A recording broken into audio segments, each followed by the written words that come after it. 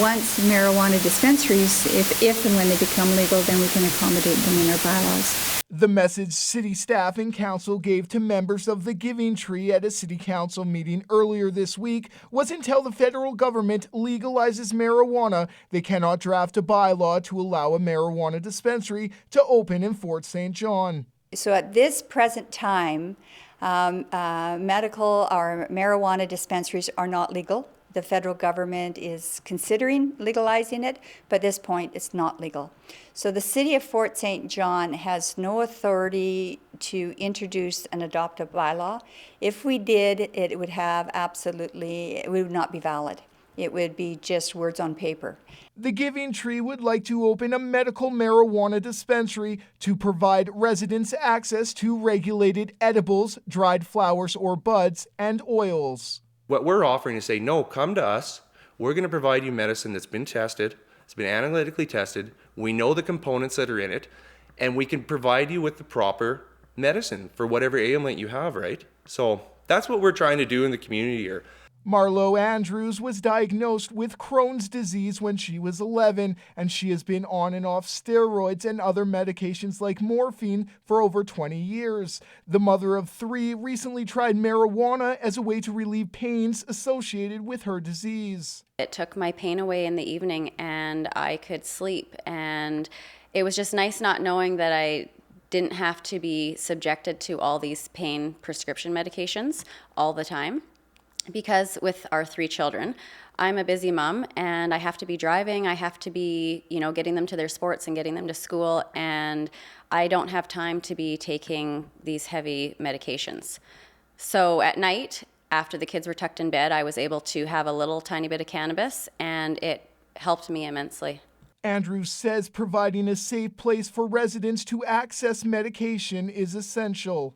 People have come and approached me downtown and said, wow, my uncle suffers from ALS and the cannabis oil would help, and the cannabis oil can also help your grandpa who has COPD, and it can help people with anxiety and sleep disorders and more people with bowel conditions, and the list just goes on and on and on. Parkinson's, it's just such a great plant and medicine that can help so many people, that I just think it would be so wonderful for our town.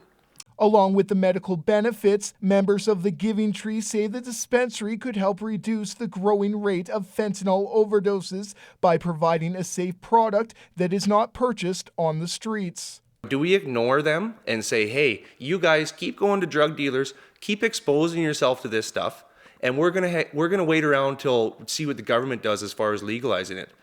I don't think that's an acceptable risk.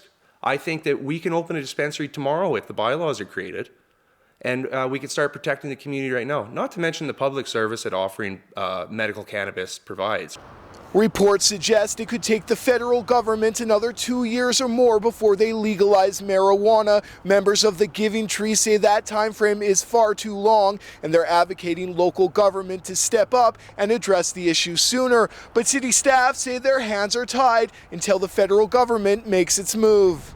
Until such a time as the federal government has made a decision, and if they legalize it, then the city of Fort St. John, as other communities, can then enter into the conversation with their community as to whether or not the community wants a bylaw that would allow for that type of an activity.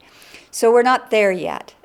So it's not a matter of not caring about the community, because I know a lot of arguments were made about the fentanyl overdoses on the street and how this might be one strategy to defend against that.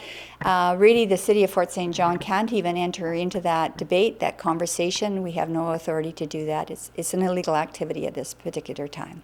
So that leaves a 2-year gap. So in that 2-year gap, we have to decide what can we do to protect our population, right?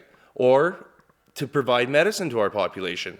Is it acceptable to wait 2 years and potentially have someone exposed to fentanyl or carfentanil in that time, when we have the means to do something in our community right away to address this? Brendan Miller, CJDC-TV News, Fort St. John.